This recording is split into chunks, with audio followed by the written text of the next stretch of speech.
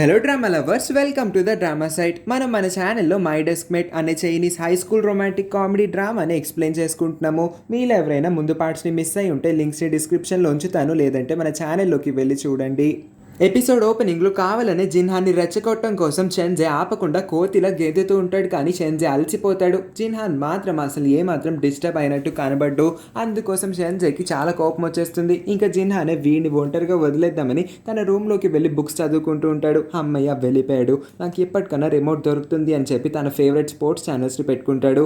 Correct టైంకి ప్రత్యక్షమైన little king Kong అసలు వాళ్ళిద్దరూ ఏం చేస్తున్నారని సైలెంట్గా కాసేపు తొంగి చూస్తుంది. ఇంకాసేపటికి షెన్జేనే లిటిల్ కింగ్ కాంగ్ దగ్గరికి వచ్చి ఎందుకు ఇక్కడికి వచ్చావని అంటే, నాకు చాలా సౌండ్స్ వినిపించినాయి, ఆ సౌండ్స్కి నేనే నిద్రపోలేకపోయాను, కొంపతీసి మీ ఇద్దరం కొట్టుకోవట్లేదు కదా అని అంటే, అసలు నేనెందుకు కొడతాను జిన్హాన్ని, జిన్హాన్ నన్నెందుకు కొడతాడు, మీ ఇద్దరం కొట్టుకోవాల్సిన అవసరం ఏమొచ్చింది, మీ ఇద్దరం గొడవ ఏమీ పడట్లేదు, ఇందాక అసలు సౌండ్స్ ఏం వచ్చినట్టు నాకు అనిపించలేదే, అది నీ భ్రమ ఊహ అయి ఉంటుంది, దయచేసి ఇక్కడి నుంచి వెళ్ళిపో, నాకు నిద్ర వస్తుంది, నన్ను పడుకొని ఇవ్వు అని చెప్పి లిటిల్ కింగ్ కాంగ్కి తను చేస్తున్న అల్లరి గురించి తెలియకూడదని తను పంపించేస్తాడు.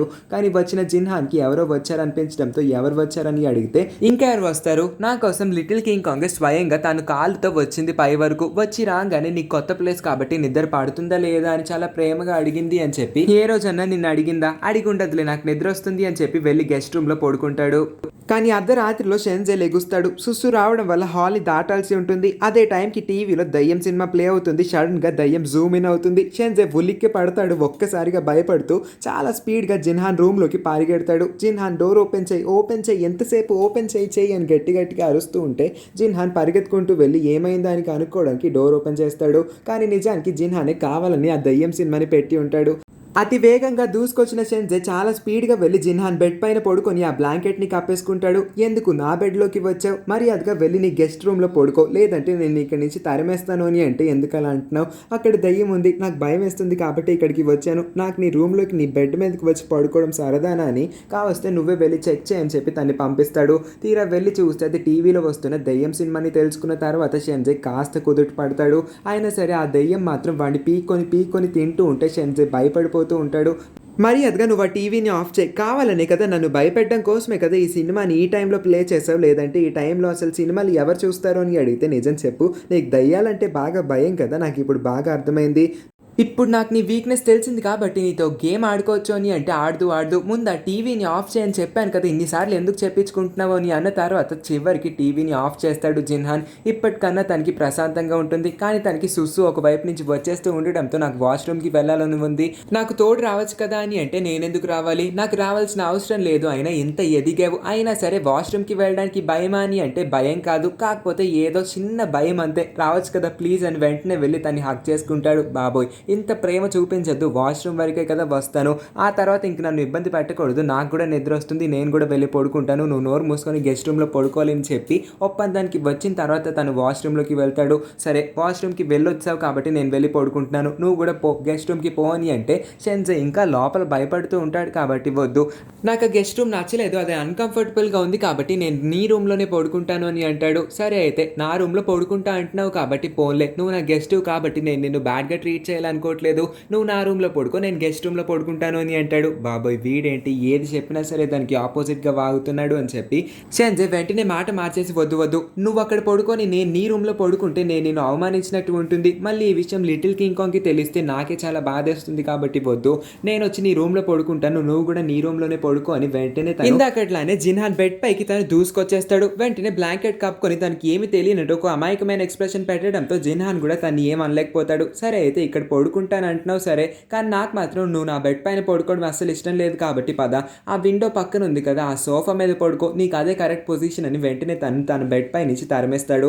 షెన్జే ఏం అనలేక, పోన్లే ఈ రూమ్లో తను తోడుగా ఉంటాడు కదా అది తనకు చాలు అని చెప్పి క్యూట్గా అక్కడికి వెళ్ళి చిన్న పిల్లోళ్ళలాగా ముడుచుకొని పడుకుని పోతాడు. జిన్హాన్ కూడా నిద్రపోతాడు. Next morning little king Kang మంచిగా రెడీ అయిపోయి వస్తుంది. కానీ వీళ్ళిద్దరు మాత్రం రాత్రంతా నిద్రపోలేదు, గొడవ పడుతూ ఉన్నారు కాబట్టి అప్పటికి రెడీ అవ్వరు. అదేంటి స్కూల్ టైం అయిపోతుంది.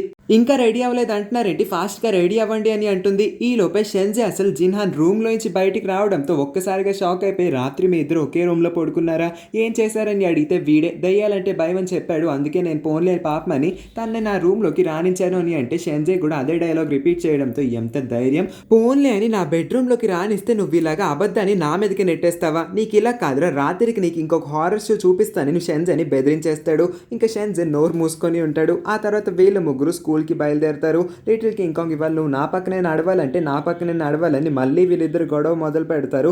ఇద్దరికిద్దరు కింగ్ కాంగ్ కోసం పోటీగా గొడవ పడుతూ ఉండడం చూసిన కింగ్ కాంగ్ నా కోసం ఇద్దరు అందమైన అబ్బాయిలు ఇలా గొడవ పడుతూ ఉంటే ఎంత గొప్పగా ఉందని చూస్తూ ఉంటుంది. దానికి మించి రోడ్ మీద వెళ్ళిపోయే అమ్మాయిలు అందరూ కూడా వీళ్ళిద్దరూ నా బాయ్ ఫ్రెండ్స్ అయితే ఎంత బాగుంటుందో, ఇద్దరికిద్దరు ఎంత అందంగా ఉన్నారో, ఒక్క అమ్మాయి కోసం వాళ్ళిద్దరూ గొడవ పడుతున్నారు, అలాగా నా కోసం గొడవ పడితే బాగుండు అని అనుకుంటూ ఉంటారు. ఈ మాటలన్నీ వింటున్న కింగ్ కాంగ్ తెగ మురిసిపోతుంది.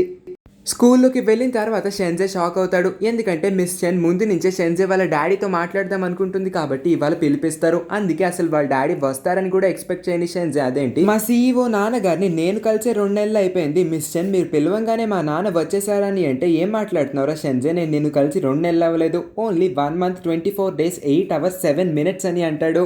ఈ మాటలకి షెన్జే ఫ్యూజ్ గాల్లోకి ఎగిరిపోతుంది. ఏంటో మా నాన్న మరీ ఇంత టైం సెన్స్ అంటాడు, అసలు నన్ను పట్టించుకోవడం మానేశాడని కాస్త ఫీల్ అవుతాడు. మిస్ చెన్ వాళ్ళ నాన్నని ఇక్కడికి పిలిపించిన మొదటి ఉద్దేశం అసలు షెన్జేకి మార్క్స్ ఇంక్రీజ్ అవ్వట్లేదు, తను ప్రతిసారి లాస్ట్ ర్యాంకే తెచ్చుకుంటూ ఉన్నాడని చెప్పంగానే వాళ్ళ నాన్నకి కోపం వస్తుంది.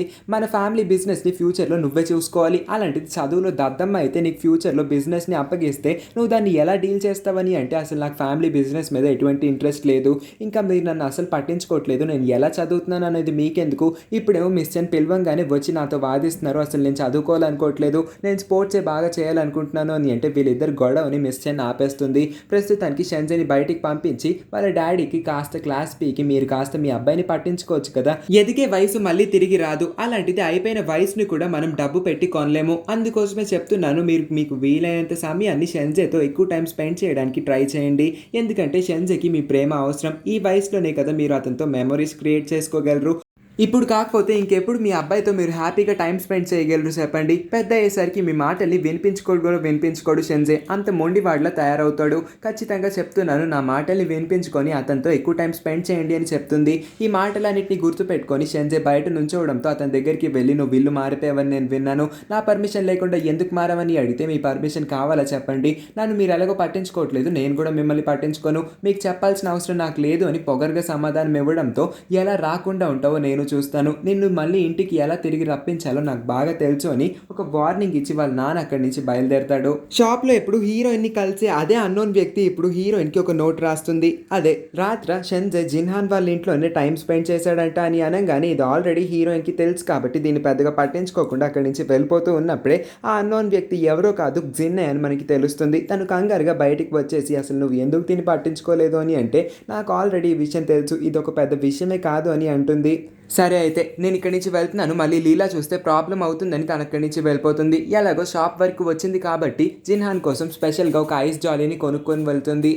అసలు లీలాకి ఎందుకు షెన్జే రాత్రి జిన్హాన్ వాళ్ళ ఇంట్లో స్టే చేయాల్సిన అవసరం వచ్చిందన్న విషయాన్ని తెలుసుకోవాలని ఉంటుంది. అందుకోసమే మెంగ్డెంగ్ దగ్గరికి వెళ్ళి తిప్పి క్వశ్చన్లు అన్నింటినీ అడిగేసి ఎలాగోలాగా వాళ్ళ నోట్ నుంచి ఆన్సర్ని అయితే రాబడతాం అనుకుంటుంది. చివరికి వాళ్ళిద్దరూ నిజాన్ని కూడా చెప్పేస్తారు. చెప్పిన తర్వాత నోరు మూసుకుంటారు. ఇంకా అప్పుడు ప్రయోజనం ఏముంటుంది. సో ఇప్పుడు లీలాకి కూడా వీళ్ళ ద్వారా తెలిసిపోతుంది షెన్జే, లిటిల్ కింగ్ కాంగ్ ఇంకా జిన్హాన్ వీళ్ళ ముగ్గురు నైబర్స్ అని. ఈ న్యూస్ వినంగానే తనకి చాలా కోపం వస్తుంది, జెలస్ అయితే బాగా పెరిగిపోతుంది. ఇంకొక వైపు జిన్ ఇంకా లిటిల్ కింగ్ కాంగ్ కూడా దూరంగా నుంచుంటూనే చాలా కబుర్లు చెప్పుకుంటూ ఉంటారు. కానీ ఎక్కడ లీలా చూస్తుందన్న భయం లిటిల్ కింగ్ కాంగ్ లో ఉంటుంది. అనుకున్నట్టే లీలా రావడంతో లిటిల్ కింగ్ కాంగ్ అక్కడి నుంచి పరిగెత్తేస్తుంది. అదేంటి నువ్వు ఆ అమ్మాయితో ఎందుకు ఉన్నావని జిన్ని అడిగితే లేదు, నేనేం కావాలని లేను, తను అలా నడుస్తూ ఉంది, ఎలాగో మన క్లాస్మేటే కదా అని నేను తన పక్కన నుంచున్నాను అంతే, కావస్తే నువ్వు కూడా గమనించి ఉంటావు కదా నేను తనకి చాలా దూరంలో ఉన్నాను, నువ్వు ఊహించుకున్నట్టు ఏం జరగట్లేదులే, నేను నీ బెస్ట్ ఫ్రెండే, నీకు మాత్రమే బెస్ట్ ఫ్రెండ్ గా ఉంటాను అని చెప్పి నేను లిటిల్ కింగ్ కాంగ్ తో అసలు ఫ్రెండ్షిప్ చేయనని ప్రామిస్ చేస్తుంది. ఆ తర్వాత హీరోయిన్ కొనిన అదే ఐస్ జాలీని ఇప్పుడు జిన్హాన్కి ఇస్తుంది. దాన్ని ఇలా విరిచి తిన్నామంటే చాలా టేస్టీగా ఉంటుందని చెప్పంగానే వాళ్ళిద్దరూ అలాగ విరుచుకొని ప్లే గ్రౌండ్లో ఆడుకోకుండా కూర్చొని తింటూ ఉంటారు. ఇలాగ వీళ్ళిద్దరూ కలిసి కబుర్లు చెప్పుకుంటూ తింటూ ఉంటే ఇంకొక వైపు షెన్జే కంప్లీట్ అప్సెట్ మోడ్లో ఉంటాడు. వాళ్ళ డాడీ చేతిలో బాగా తిట్లు తిన్నాడు. ఇంకా వాళ్ళ డాడీ తనకి వార్నింగ్ కూడా ఇచ్చి వెళ్ళారు కాబట్టి తిన మూడ్ ఆఫ్లో ఉంటాడు. ఎవరితోనూ సరిగ్గా ఆడలేకపోతాడు. ఈ విషయాన్ని లీలా కూడా గమనిస్తుంది. ఆ తర్వాత షెన్జే అలాగ ఒంటరిగా కూర్చొని బాధపడుతూ ఉండడాన్ని గమనించిన లిటిల్ కింగ్ కాంగ్ అతని దగ్గరికి వెళ్ళి ఎందుకు బాధపడుతున్నావు, మీ డాడీ వల్లేనా అని అంటే అవును, ఇంకెవరి వల్ల బాధపడతాను చెప్పు అని అంటాడు. తన బాధను తగ్గించడం కోసం ఆ ఐస్ జాలీని తీసి ఇదిగో ఇది నీ కోసమే తీసుకో అని అంటే నువ్వు నిజంగా ఎంత మంచిదానివో, నా కోసం కొని తీసుకొచ్చావా, నువ్వు చాలా మంచిదానివి, చాలా థ్యాంక్స్ అని అంటే జిన్హాన్ కావాలని తన్ని ఏడిపించడం కోసం నీ కోసమేం కొనలేదు, ఒకటి ఎక్స్ట్రాగా మిగిలిపోయింది కాబట్టి నీ మొహానికి వేసి కొట్టింది అంతే అని చెప్పి షెన్జేని డిప్రెస్ చేస్తాడు. ఈ మాటలకి కింగ్ కాంగ్కి నవ్వాగదు. అలా తింటూనే నవ్వుకుంటూ ఉంటుంది. ఆ తర్వాత క్లాస్ రూమ్కి వెళ్ళిన షెన్జే ముందు లీలా నుంచొని నీకు ఆల్రెడీ చెప్పాను కదా రేపు మేము గ్రౌండ్ని బుక్ చేసేసుకున్నాము, మీరు ఆడే మ్యాచ్కి చీర్ గర్ల్స్గా మేమే ఉంటున్నాం కాబట్టి మేము చీర్ గర్ల్స్గా ప్రాక్టీస్ చేయాలి, అందుకోసం మా గ్రౌండ్ కావాలని వాదిస్తూ ఉంటుంది. షెన్జే వాళ్ళు గేమ్ ఆడడానికి బాస్కెట్బాల్ గేమ్ ఆడడానికి వాళ్ళకి గ్రౌండ్ కావాలి. అలాంటిది ఇప్పుడు లీలా వచ్చి తను వాళ్ళ గేమ్ని చీర్ చేయడానికి గ్రౌండ్లో ప్రాక్టీస్ చేయాలంట. ఆ డాన్స్ ప్రాక్టీస్ కోసం తను ఫుల్ గ్రౌండ్నే ముందే బుక్ చేసేసుకుందని చెప్పి ఇప్పుడు షెన్జే దగ్గరికి వచ్చి వాదిస్తూ ఉంటుంది. అసలు ఏం మాట్లాడుతున్నావో కొంచెమన్నా సెన్స్ ఉందా నీకు, మేము గేమ్ ఆడడానికి మా గ్రౌండ్ కావాలి, అలాంటిది మీరేమో మేము గేమ్ ఆడుతూ ఉన్నప్పుడు చీర్ చేయడానికి గ్రౌండ్ కావాలని గ్రౌండ్ని బుక్ చేసుకుంటావా, నా దగ్గరికి వచ్చి అంటావా, గ్రౌండ్ మీకు ఇచ్చే ప్రసక్తే లేదు అని వీళ్ళిద్దరూ మళ్ళీ గొడవ మొదలు పెడతారు. లీలాకి కూడా ఈ గొడవే కావాలి, ఈ గొడవకి ఒక సొల్యూషన్ కావాలంటే నా దగ్గర ఒక ఐడియా ఉందని లీలా అంటుంది. ఏంటి ఐడియా అని షెన్జే అడిగితే సరే నువ్వు ఐడియా ఏంటి అంటున్నావు కాబట్టి నేను చెప్తున్నాను, మన ఇద్దరికి గ్రౌండ్ కావాలి, సో మన ఇద్దరం ఇప్పుడు గేమింగ్ ఏరియా దగ్గరికి వెళ్ళి పోటీగా గేమ్స్ ఆడదాం, ఆ బెట్లో ఎవరైతే గెలుస్తారో వాళ్ళకే గ్రౌండ్ వస్తుంది అని అనగానే షెన్జే ఇది నాకు వెన్నతో పెట్టిన విద్య, గేమ్స్ ఆడడం అనేది నాకు కొత్తవి కాదు, అలాంటిది నీ ఇలాంటి సాధారణమైన పిచ్చి అమ్మాయితో ఆడడం ఇంకా ఈజీ అని అంటాడు. ఆ గేమింగ్ ఏరియాకి లిటిల్ కింగ్ కాంగ్ ఇంకా జిన్హాన్ వీళ్ళిద్దరిని కూడా ఇన్వైట్ చేస్తారు. వీళ్ళిద్దరూ కూడా వస్తానని చెప్పేసరికి అందరూ కలిసి ఆ గేమింగ్ ఏరియా దగ్గరికి వెళ్ళి సరదాగా కాసేపు జాలీ టైంని స్పెండ్ చేద్దాం అనుకుంటారు. ఈ సీన్తో ఈ పార్ట్ అయితే ఎండ్ అవుతుంది. మర్చిపోకుండా వెళ్ళే ముందు ఈ వీడియోని లైక్ చేసి మన ఛానల్ని కూడా సబ్స్క్రైబ్ చేసుకోండి. Thank you for watching.